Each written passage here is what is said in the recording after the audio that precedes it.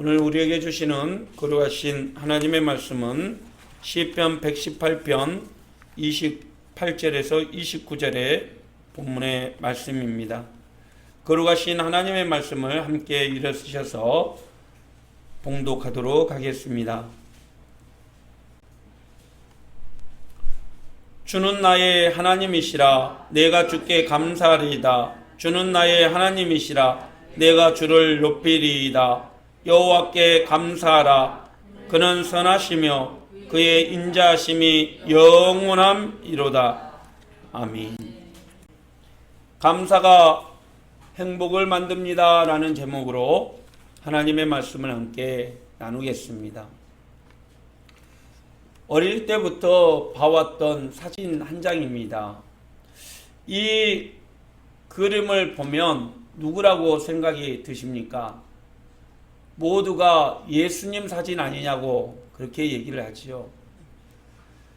여러분, 예수님을 본 사람이 지금 이 시대에 누가 있을까요? 아무도 없지요. 하지만 예수님의 그림을 그리라고 한다면 모든 사람이 그리는 그림이 바로 이 그림입니다. 예수님의 실제 모습을 보고 그랬다고요? 그렇지 않습니다. 이 그림은 1940년에 미국 화가 워너 솔맨이 그린 헤드 오브 크리스트라는 그림의 작품입니다. 불과 83년 정도밖에 되지 않는 그런 작품이지요. 한 번도 예수님을 본 적 없는 워너 솔맨이 그린 이 그림을 통해서 세상의 모든 사람들은 예수님을 상상했고 예수님의 은혜를 체험하게 되었던 것입니다. 그런데 이 그림을 그리게 된 동기가 있었다는 거죠.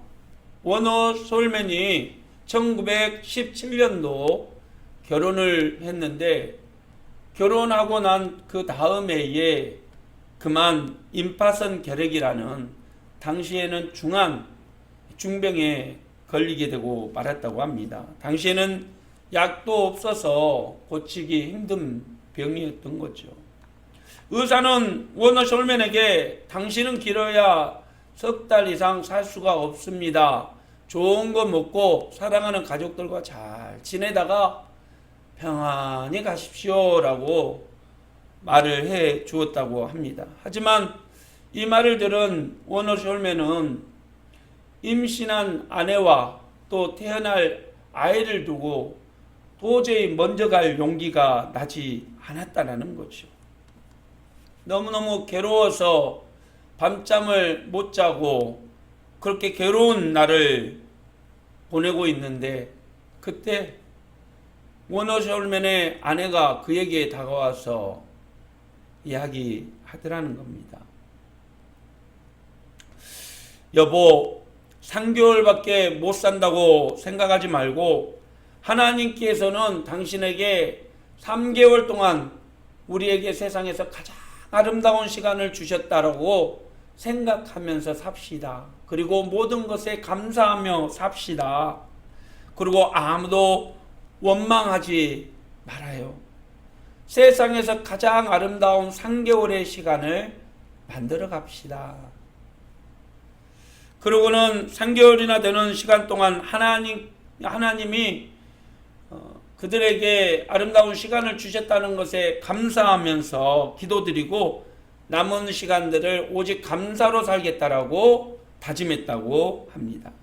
그리고 그들은 그 다음 날부터 자기 주변에 일어난 작은 일에부터 감사하기 시작했다는 거죠. 아침에 눈을 뜬 것도 감사하고 아침에 귀한 음식을 소화할 수 있는 능력 주심도 감사하고 건강 주심도 감사하고 따뜻한 햇볕을 바라볼 수 있는 은혜 주심도 감사하고 시원한 바람 시원하게 쏟아붓는 빗줄기에도 그들은 감사했다고 합니다. 평상시 불평과 원망이 있던 그들이 지저귀는 쇳소리에도 감사함의 마음이 들었다라는 거죠. 그리고 그 감사한 마음을 마지막 작품이라 생각하고 헤드 오브 크리스트라는 작품을 그리기 시작했다는 거죠.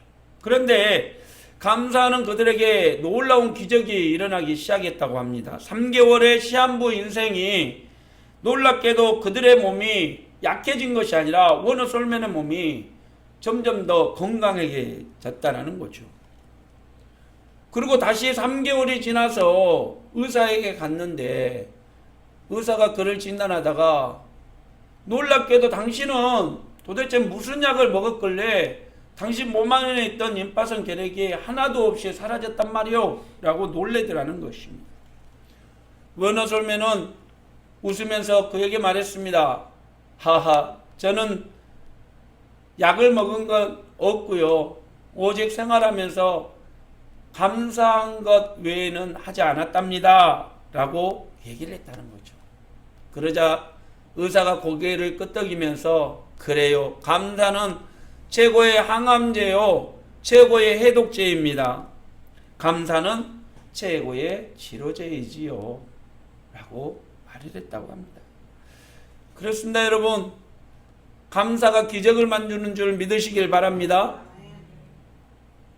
다니엘이 사자굴 앞에서 죽음의 위기를 처했을 때 그는 하나님께 감사했고 하나님은 그를 통해서 하나님의 이루실 꿈을 위해서 사자의 입을 막아주셨고 그를 위험에서 구해 주셨다라는 것입니다. 뿐만 아니라 자신을 죽이려는 사울 왕을 피해 블레셋 땅 가드로 도망갔던 다윗은 자신의 진심을 의심하는 아기스 왕 앞에서 침을 흘리면서까지 미친 짓을 하면서 살아남기 위해서 몸부림쳤는데 그런데 나중에 그는 그런 위험에서 건져주신 하나님께 감사 기도를 드렸다라는 것입니다. 우리를 죄에서 구원하신 예수님은 보리떡 5개와 물고기 2마리를 가지고 감사 기도할 때 5,000명이 먹고도 남는 빵이 12광줄에 가득 차게 하셨고 죽은 나사로 앞에 감사로 기도할 때 썩은 냄새나는 사람이 붕대를 풀고 살아서 걸어 나오는 기적의 역사가 일어났다는 것입니다. 할렐루야. 아멘. 사랑하는 성도 여러분, 행복은 감사할 때 주어진 것임을 믿고 우리 앞에 주어진 모든 환경 앞에서 불평과 원망은 거두고 모든 일에 감사하는 우리가 되시기를 주님의 이름으로 축원합니다. 우리의 모든 필요를 채우시는 하나님을 믿고 또 내 삶에 놀라운 기적들을 만들어 가실 하나님을 기대하며 날마다 감사의 삶을 살아가는 우리 모두가 되기를 축원합니다. 오늘은 2023년 맥주 감사주일로 지키고 있습니다. 사실 이 주일을 지키게 된 배경을 살펴보면 출애굽기 23장 16절에 나오는 하나님의 이스라엘 백성들에게 지키라고 하는 절기 중에 이 맥주절이 나오게 되죠. 출애굽기 23장 16절의 말씀입니다. 맥주절을 지키라. 이는 내가 수고하여 밭에 뿌린 것의 첫 열매를 거둠이니라. 수장절을 지키라. 이는 내가 수고하여 이룬 것을 연말에 밭에서부터 거두어 저장함이니라. 내 모든 남자는 매년 3번씩 주 여호와께 보일지니라. 이스라엘의 3대 절기 유월절, 초막절 그리고 맥주절을 지키라라고 하나님은 명령하셨습니다. 이것은 지켜도 되고 안 지켜도 되는 것이 아니라 반드시 남자라면 이 3가지의 절기를 지켜라. 여호와 앞에 얼굴을 보여줘라 라고 얘기합니다. 그 이유는요, 하나님의 은혜로 살아가고 있는 그들의 믿음의 표현이고 모든 것을 채우시는 하나님의 은혜 앞에 감사하라는 뜻이기도 합니다. 그래서 지금도 이스라엘의 유대인들은 바로 이 3대 절기를 지키기 위해서 예루살렘으로 모여들고 있는 것이죠. 하지만 우리 한국은 유대인이 아니기 때문에 반드시 이 명령을 따라야 될 필요는 없는 거죠. 하지만 생각해보면 우리나라도 이스라엘과 비슷한 계절을 가지고 있어서 보리와 벼에 수확하는 그런 계절 농법을 사용하기 때문에 수확하는 것 처음으로 거둬들이는 곡식과 나중에 거둬들이는 곡식이 따로따로 있다라는 것입니다. 그래서 그런 절기들을 통해서 하나님 앞에 감사를 하게 되는 것이죠.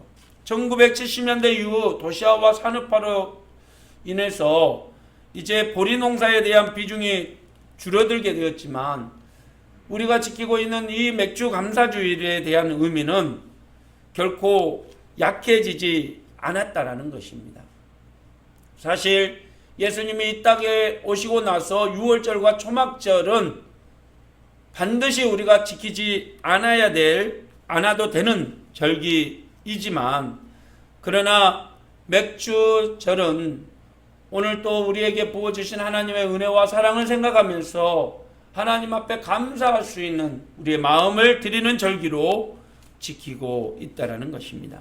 어떤 이들은 굳이 이 지키지도 않아야 될 맥주감사주의를 헌금 한 번 더 하기 위해서 만들어 놓은 거 아닙니까? 라고 비판적인 시각을 가지고 있지만 그러나 맥주감사주일의 근본적인 의미는 올 한 해를 시작하는 그리고 거기에서부터 여기까지 도우신 하나님의 은혜와 사랑에 감사하며 또 하나님께 진심을 담아 한 해의 평안과 또 기쁨을 구하는 그러한 예배로 드리는 의미를 가지고 있는 것입니다. 여러분, 한 해의 절반을 하나님께서는 평안과 기쁨으로 우리를 보호하시고 여기까지 인도해 주셨습니다. 또한 남은 한 해도 하나님께서 이끌어 주실 것을 믿고 감사함으로 오늘 우리는 맥주 감사주의를 보내고 있다는 사실입니다. 하나님은 바울 사도에게 말씀하셨습니다. 범사에 감사하라고 말입니다. 좋은 일이 있을 때만이 감사하는 것이 아니라 받은 것을 잊지 말고 또 불평 원망하지 않기 위해서 모든 일에 감사하라고 말씀하셨습니다. 사랑하는 성도 여러분, 반드시 기억하시길 바랍니다. 몸의 장애보다 더 무서운 것은 감사를 모르는 영적 장애라는 사실을 말입니다. 하나님의 은혜에 감사하고 날마다 하나님의 은혜에 찬양하는 저와 여러분 되기를 간절히 소망합니다. 그렇다면 여러분, 이스라엘 백성에게 어떤 상황에서도 감사를 잃지 않는 맥주절을 지키도록 하신 하나님의 뜻을 이루며 살기 위해서는 우리는 어떤 삶을 살아야 할까요? 감사가 일회성으로가 아닌 언제나 감사하는 삶을 살기 위해서 우리는 어떤 마음들을 가져야 할까요? 그것은 첫째, 삶에서 감사의 습관들을 가져야 된다라는 것입니다. 감사를 습관적으로 하시라라는 얘기이지요. 습관이라는 단어를 사전에서 찾아보니까 오랫동안 되풀이해서 몸에 익은 채로 굳어진 행동이라고 얘기합니다. 자기도 모르게 오랫동안 행동하다 보니까 그렇게 몸에 굳어진 거죠. 아이에게 선물을 하나 줬더니 예 감사합니다 라고 인사하는 것은 오래 굳어졌던 행동의 연속성입니다. 또 아이에게 선물을 줬더니 뭘 이런 걸 다, 이런 것은 그가 그동안에 자기에게 감사로 인해서 행동에 반복된 학습을 통해서 굳어진 행동인 거죠. 어찌됐든 뭘 이런 걸 다 아니면 감사합니다. 두 개 다 모든 것에 감사할 수 있는 우리의 마음을 표현하는 단어이지요. 얼마 전에 인터넷에 인천 소래포구의 꽃게 사건이라고 이렇게 올라오는 기사들을 보았습니다. 상인들이 무릎을 꿇고 이렇게 다시금 우리가 새로운 마음으로 장사할 때니까 한번 용서해달라라고 하는 그러한 일들이 있었습니다. 그런데 일주일 뒤에 또 인터넷에 인천 소래포구 꽃게 바꿔치기 사건 해가지고 또 한 번 이렇게 올라오는 일이 있었습니다. 꽃게를 구입해서 집에 와서 보니까 또 발이 다 떨어져 있고 꽃게가 바깥치기 해 있더라는 거죠. 이 뉴스를 전하던 앵커의 마지막 멘트가 생각이 납니다. 남을 버리려는 습관을, 남을 속이려는 습관을 버리지 않는 한 결코 이런 일은 사라지지 않을 것입니다. 라고 말이죠. 그렇습니다. 좋지 못한 습관을 버리지 않는 한 그 사람은 그 누구도 신뢰하지 않을 것입니다. 오늘 본문의 말씀은 유대인들이 유월절이나 각종 절기에 또 행사 때 습관적으로 부르는 찬양시입니다. 이 시편 118편은 유대인들이 평상시 우리의 이 비행기나 산토끼나 이런 것처럼 습관적으로 반복적으로 행사 때마다 불러지는 노래시죠. 우리말 성경으로 말씀을 함께 보겠습니다. 주는 내 하나님이시니 내가 주를 찬양하겠습니다. 주는 내 하나님이시니 내가 주를 높이겠습니다. 오 여호와께 감사하라. 그분은 선하시고 인자하심이 영원하시다. 참 얼마나 아름다운 믿음의 고백입니까? 하나님의 은혜로 구원받은 사람은 오직 습관적으로 하나님의 은혜 앞에 감사해야 한다는 거죠. 이스라엘 주변 나라들의 크고 웅장한 신전들이나 우상들을 바라보면 얼마나 우리가 섬기는 하나님은 초라하고 작은 신전에 계시냐는 거죠. 그것들을 바라보면 한없이 초라하지만 그러나 우리가 섬기는 하나님은 크고 놀랍고 위대한 일을 우리에게 하셨다라는 믿음을 가지고 그 살아계신 하나님 앞에 감사하라는 것이죠. 그렇습니다. 여러분, 불평은 왜 나올까요? 비교를 하기 때문에 그래요. 옆집 아들은 서울대 갔는데 우리 아들은 지방대 가고, 옆집 아들은 캐딜락 타고 다니는데 우리 아들은 스파크 타고 다니고, 늘 비교를 하다 보면 원망과 불평이 나오게 되는 거죠. 그것이 비교 심리입니다. 감사는 여러분 비교 심리가 아니라 절대 심리, 절대 우위에서 나오는 것들임을 믿으시길 바랍니다. 우리가 절대적으로 나에게 이거를 베풀어 줬으니까 감사하구나, 나에게 이걸 주셨으니까 감사합니다 라고 고백할 수 있어야 된다는 거죠. 아니 준모에게는 하나님께서 좋은 것 주시고 나에게는 요거에게 이렇게 하면 감사가 아니라 불평이 나오게 되는 것이죠. 여러분, 우리의 환경을 돌아보면서 남과 비교하지 마시고 나에게만 부어주시는 하나님의 은혜 앞에 감사할 수 있는 저와 여러분이 되시기를 바랍니다. 없어도 감사, 부족해도 감사, 나약해도 감사, 안 이루어져도 감사, 실패해도 감사, 아파도 감사, 눈물 날 일 많지만 그래도 감사. 불평하는 것이 습관이듯 감사하는 것도 습관이 되시기를 바랍니다. 우리의 행동은 우리의 선택을 통해서 나옵니다. 감사의 습관을 통해서 하나님이 기뻐하는 삶을 살아가는 저와 여러분이 되시기를 주님의 이름으로 축원드립니다. 두 번째, 감사를 실천하는 삶을 살아가는 거죠. 여러분, 인간은 망각의 동물이라고 말합니다. 나를 이롭게 얻을 수 있을 때만 감사하면 얻을 수 없을 때는 감사가 아니라 불평과 원망이 나타나게 된다는 것입니다. 그래서 지난 2010년도에 개봉됐던 이 부당거래라는 유명한 영화에 나왔던 한 장면이 생각이 납니다. 주인공이 그런 대사를 말합니다.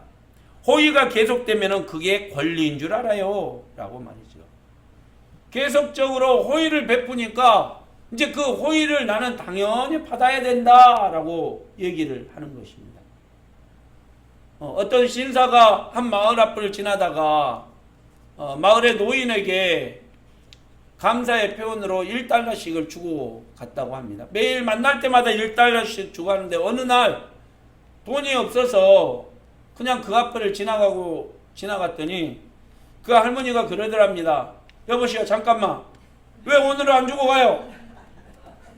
당신 도대체 까먹은 거요? 그랬더니 신사가 아니 제가 오늘은 준비를 하지 못해서 그냥 가게 됐습니다. 허허 이런 정신없는 양반 만나 당장 가서 갖고 오시오. 여러분 호의가 계속되면 그게 권리인 줄 알아요. 우리 삶에 하나님의 베풀으신 모든 은혜와 사랑 이게 은혜인 줄 우리는 믿고 감사를 하는데 그 은혜를 당연히 받아야 될 걸로 생각하면 나중에 그 은혜가 안 채워지면 불평하고 원망하고 하나님을 떠나가게 된다는 겁니다. 여러분 하나님은 그런 삶을 우리에게 살지 말라는 거죠. 하나님께서 이스라엘 백성들에게 맥주절을 포함해서 3대 절기를 주신 것은 하나님이 베풀어 주신 은혜를 기억하라는 것입니다. 할렐루야. 신앙은 기억이죠. 여러분 시간이 흘렀다고 기억이 퇴색해서는 안 됩니다. 하나님의 은혜를 망각해서는 안 된다는 것입니다. 중요한 것은 그 감사를 망각하지 않고 늘 기억할 수 있는 방법은 감사를 실천하는 거죠.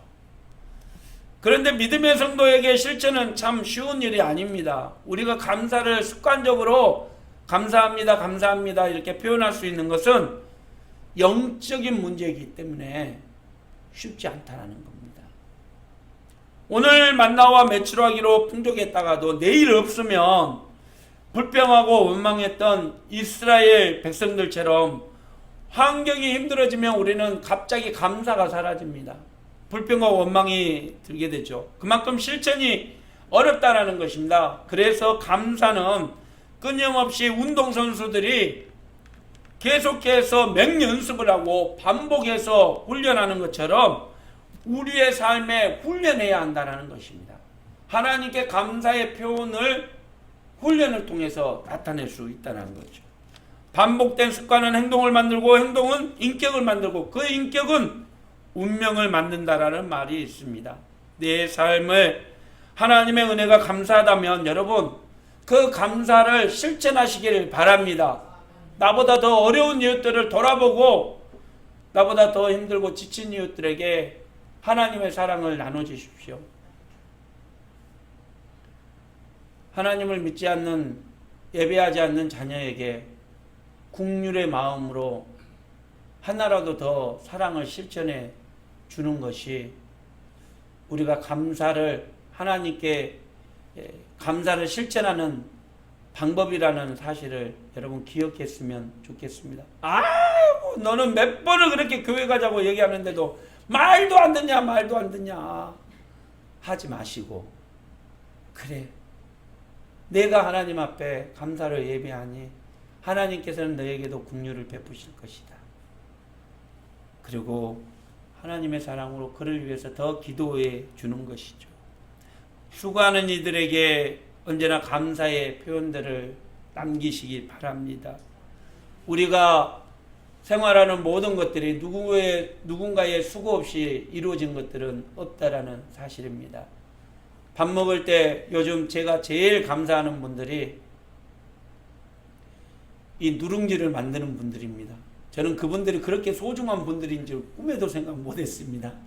그런데 누룽지를 먹고 살다 보니까 이 뜨거운 누룽지를 어떻게 만들었을까? 그분들에 대한 감사가 생각이 들더라고요. 하나님의 은혜를 감사로 실천하는 저와 여러분이 되어지기를 바랍니다. 그래서 더 큰 감사가 우리의 삶 가운데 가정 가운데 가득하기를 바랍니다. 마지막 세 번째 우리 삶에 하나님의 은혜를 잊지 않는 방법은요. 그 은혜를 기록하라는 거죠. 하나님이 이스라엘 백성들에게 하나님을 떠나지 않고 하나님의 말씀을 늘 지키기 위해서 그 말씀을 마음판에 새기라 라고 표현을 하셨습니다. 우리 잠언 3장 1절의 말씀입니다. 내 아들아 나의 법을 잊지 말고 내 마음으로 나의 명령을 지키라. 그리하면 그것이 내가 장수하여 많은 해를 누리게 하며 평강을 더하게 하리라. 인자와 진리가 내게서 떠나지 말게 하고 그것을 내 목에 매며 내 마음판에 새기라.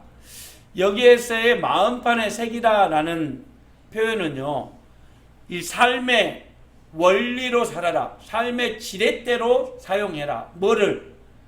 하나님의 말씀을, 그리고 하나님의 명령을, 그것을 우리의 삶의 원리로 살아라는 거죠. 요즘 이 운전하는 사람들이 낯선 길을 찾아갈 때 내비게이션을 안 켜면 결코 찾아갈 수 없다라고 말합니다. 그렇습니다. 모르니까 내비게이션을 통해서 지식을 전달받는 것이죠.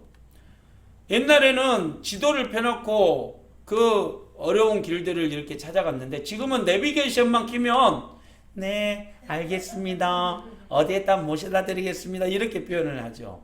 내비게이션은 이제는 옵션이 아닙니다. 필수 상황이죠. 운전하는 사람들에게는 내비게이션이 없으면 운전을 못할 정도가 된 세상이죠.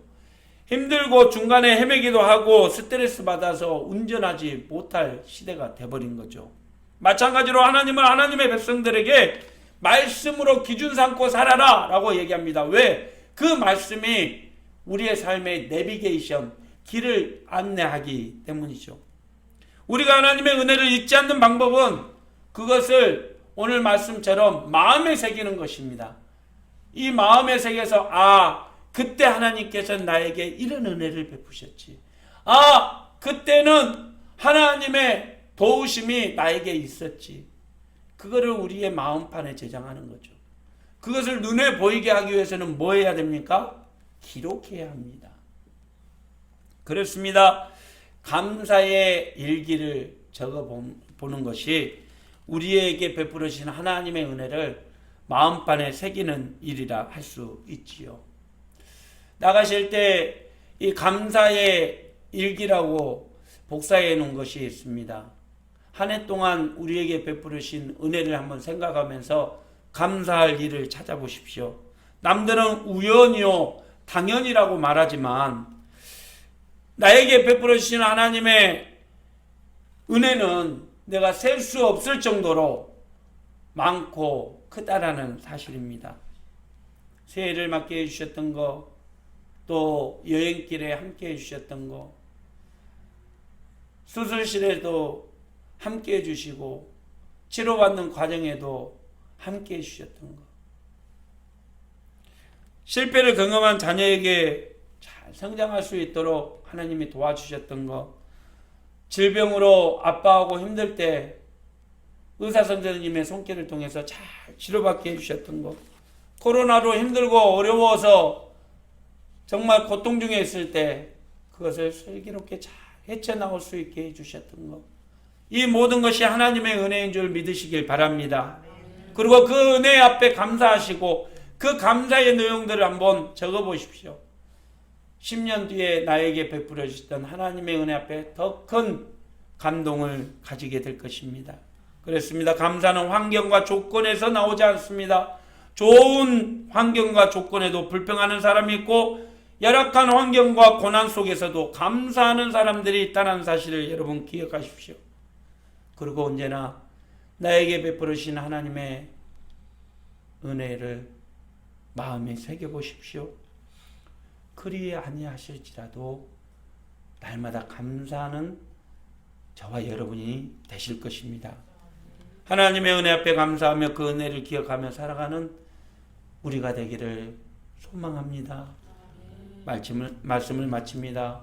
초대교회 문헌에 살펴보면 많은 그리스도인들 이름 앞에는 별명이 붙어 있다고 합니다. 저처럼 꽃미남 정성철 목사님, 많은 사람들 그리스도인들에게 티테디오스라는 단어가 붙어 있었는데요. 티테디오스 베드로, 티테디오스 요한, 티테디오스 바울. 이 말은 염려하지 않는 자라는 헬라어 단어를 앞에 붙이는 겁니다. 그러니까 다시 말해서 그리스도인은, 모든 그리스도인들은 염려하지 않는 자라는 의미를 가지고 있는 것이죠. 비록 초대교회 로마의 박해가 심했고 먹고 사는 일이 힘들었고 어려운 일을 많이 겪었지만 오직 하나님의 은혜를 바라보면서 예수 그리스도의 은혜 안에 감사하며 살아갈 때 그들 안에 모든 근심과 염려가 사라지고 염려하지 않는 자로 세상 속에 서게 되었다라는 것입니다. 그렇습니다. 그리스도인들은 현실을 바라보고 두려워하지 않습니다. 하나님을 바라보고 주어진 환경에 감사하며 살아가는 사람이 그리스도인임을 기억하시길 바랍니다. 얼마 전 병원을 찾았다가 빛이 된 책 한 권을 보았습니다. 거기에는 이런 내용이 적어져 있었습니다. 감사할 것이 1도 없다라고 생각하는 당신에게. 제가 읽어드리겠습니다. 당신의 눈이 보이지 않아 안구 하나 구입하려면 1억이라고 하니 두 눈을 갈아 끼우려면 2억이 듭니다. 당신의 신장 하나 바꾸는데 3천만 원이 들고 두 개를 바꾸면 6천만 원이 듭니다. 당신의 심장을 바꾸는 데는 5억 원, 당신의 간을 이식하는데 7천만 원의 돈이 듭니다. 지금 이 순간 두 눈을 뜨고 두 다리로 건강하게 숨을 쉬며 살아가고 있다면 당신은 51억이 넘는 재산을 가지고 살아가고 있는 것입니다. 이래도 당신은 감사하는 것이 하나도 없습니까? 그렇습니다. 여러분, 우리가 하루에 마시는 산소를 돈으로 계산을 하면 하루에 860만 원이 든다고 합니다. 생각해 보십시오. 51억짜리 몸에 하루에 860만 원씩 공짜로 산소를 공급받는 것이 얼마나 감사한 일입니까? 이래도 1도 감사한 일이 없습니까? 환경과 상황에 흔들리지 마시고 주어진 모든 일에 감사하며 살아가는 저와 여러분이 되시기를 축원합니다. 말마다 불평과 원망의 말을 입에도 내지 마시고 이왕이면 불평의 습관보다는 감사의 습관을 가지고 살아가는 저와 여러분이 되시기를 바랍니다. 오늘 나와 함께하는 모든 이들에게 감사의 말을 한번 전해봅시다. 함께해 주셔서 감사합니다. 사랑해 주셔서 감사합니다. 감사로 날마다 승리하십시오.